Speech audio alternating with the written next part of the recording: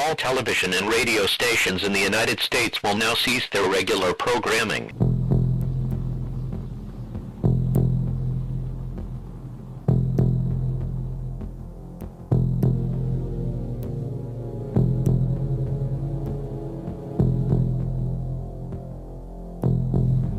The fourth beast of Daniel chapter 7 is strictly supernatural, which is why it is diverse, that is to say different, from all the beasts that were before it, the lion, the bear, and the leopard, and it's made up of Satan and his angels, Daniel's fourth beast, who are cast from heaven unto the earth at the woe of the fifth trumpet. This is when all four beasts of Daniel 7, the lion, the bear, the leopard, and Daniel's fourth beast, which is the supernatural, rise up from the sea, which is symbolic of peoples, multitudes, nations, and tongues, in a one-world political system. They all rise up together at the same time at the woe of the fifth trumpet, and this is the exact same global political system written of in Revelation chapter 13 that has 7 heads and 10 horns, and as we know from Revelation 17, the 7 heads are 7 mountains, and the 10 horns are 10 kings. If you were to drain the ocean from the planet Earth, what would you see? 7 mountains, 7 continents, meaning this is a one-world political system, and 7 in biblical numerics is spiritual completeness. The 10 kings are part of Daniel's fourth beast, which again is exclusively supernatural, so we're talking about 10 fallen angel kings who, as we know from Revelation 17 as well, reign